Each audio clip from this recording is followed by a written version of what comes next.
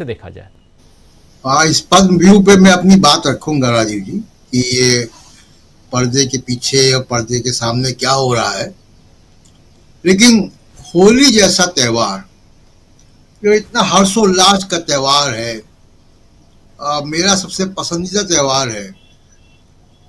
कल हम लोगों ने डीबी लाइव के दफ्तर में होली मनाई भी। तो आ, होली एक ऐसा त्योहार है जिसमें कोई ऊंच नीच, अमीर गरीब, धर्म जाति का कोई भेद नहीं है। सब एक रंग में रंग जाते हैं। इतना खूबसूरत त्योहार, और उसमें भी उस मोहब्बत के रंगों के त्योहार में नफरत अगर कोई घोल दे तो आप सोचिए कि वो कितना, जिसकी चर्चा भी प्रोफेसर रविकांत कर रहे थे, वो राक्षस प्रवृत्ति है, वो इंसान नहीं है।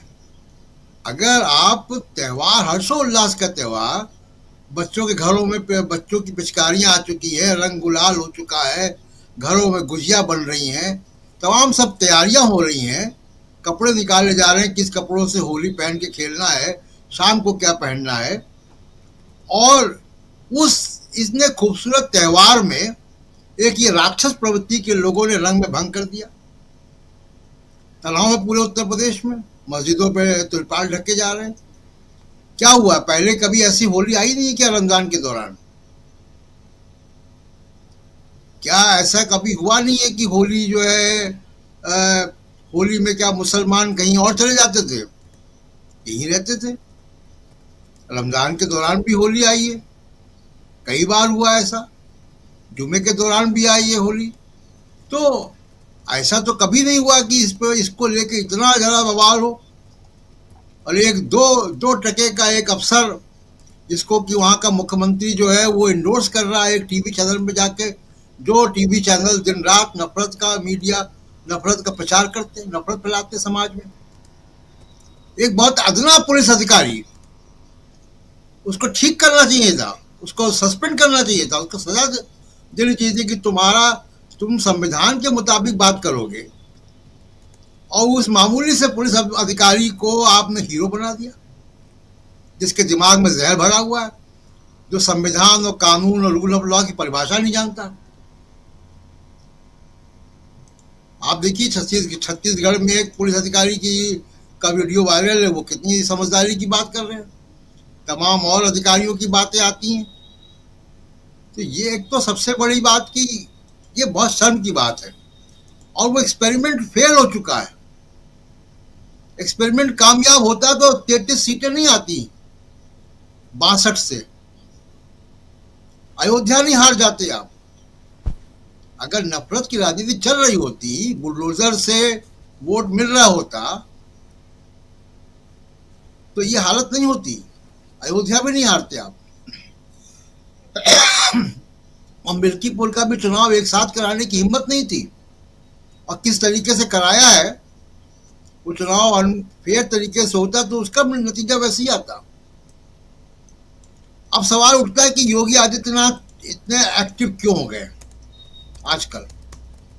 इसको समझना होगा राजीव जी कि मामला क्या है।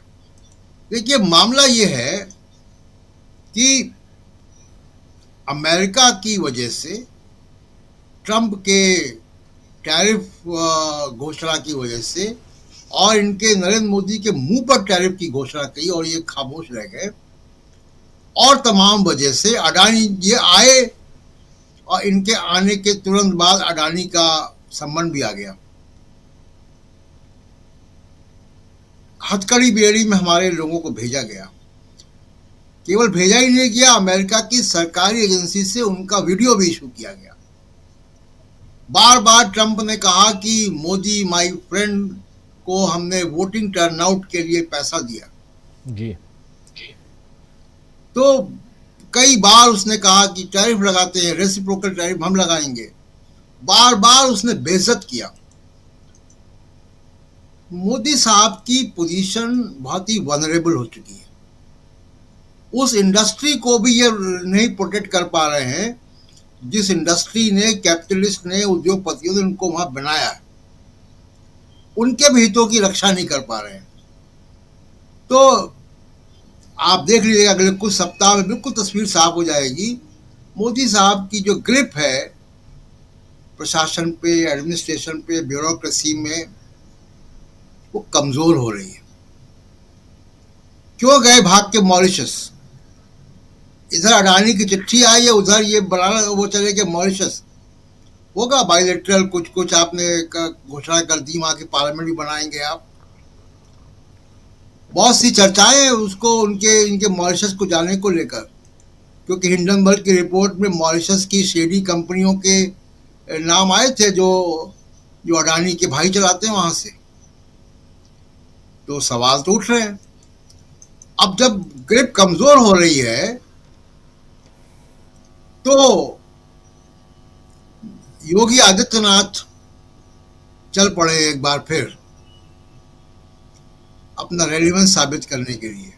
इसलिए वो ज्यादा एक्टिव हैं आजकल, इसलिए वो दिल्ली बहुत आ रहे हैं, मीडिया हाउसेस में इंटरव्यू दे रहे हैं, कॉन्क्लेव में पार्टिसिपेट कर रहे हैं। तो ये योगी आदित्यनाथ की जो सडन एक्टिविटी बढ़ी है, खबरों में आने का उनका जो कारण है, वो कारण यही है कि बीजेपी के अंदर अब सत्ता संघर्ष की शुरुआत हो रही है केंद्रीय स्तर पर। अध्यक्ष नहीं बना पाए, कोई नाम चलते हैं, कभी खट्टर का नाम चलता है कि खट्टर को बनाना चाहते हैं, फिर वो नाम हट जाता है, किसी और का नाम आता है। बीजेपी का अध्यक्ष नहीं बना पा रहे, सेंसस नहीं करा पा रहे, जिसकी चर्चा अभी आप कर रहे थे दक्षिण भारत की। डिलिमिटेशन तब होगा जब सेंसस होगा, वो भी अगले सेंसस में होगा, इस सेंसस में भी नहीं होगा। इसके बाद के सेंसस में होना है डिलिमिटेशन। संविधान में 2026 के बाद के सेंसस की चर्चा है, लेकिन उस पर खामोश है।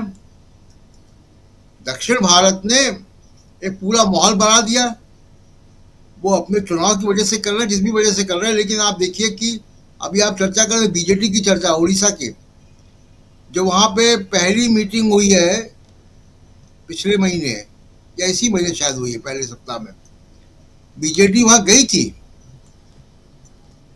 और अब सिद्धारमैया और रेवंत रेड्डी ने भी समर्थन दे दिया है स्टालिन की मुहिम को। पूरा दक्षिण भारत एक है, और इसमें चंद्रबाबू नायडू बहुत घाटे में रहेंगे, क्योंकि पूरा दक्षिण भारत में ये लहर चल रही है जी। और वो इतनी दूर तक चली गई है कि बजट पेश हुआ है तमिलनाडु में, तो रुपये का जो निशान है, जो कि देवनागरी लिपि में है, सरल भाषा में कहें कि हिंदी में है, उसको उन्होंने तमिल में कन्वर्ट कर दिया अपने प्रदेश के लिए। आज उन्होंने रुपये का नया लोगो तमिल भाषा का लॉन्च कर दिया बजट के साथ।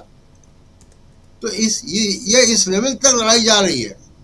तो ये जो ध्रुवीकरण की पॉलिटिक्स है, वो दक्षिण और उत्तर के ध्रुवीकरण हो गया।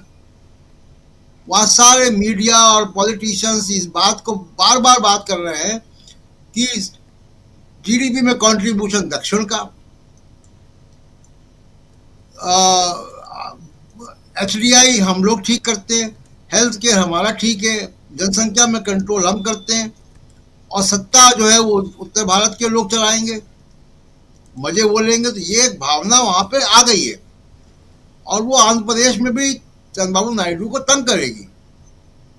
लेकिन चंद्रबाबू नायडू एक्टिव होंगे नहीं होंगे, कब होंगे, उसके पहले ही राजीव जी सेंट्रल लेवल पे सत्ता संघर्ष की शुरुआत के संकेत मिल रहे हैं। जी राजीव, बिल्कुल, ये जो आखिरी लाइन है बहुत इंपॉर्टेंट है प्रशांत जी। सेंट्रल लेवल पे सत्ता संघर्ष के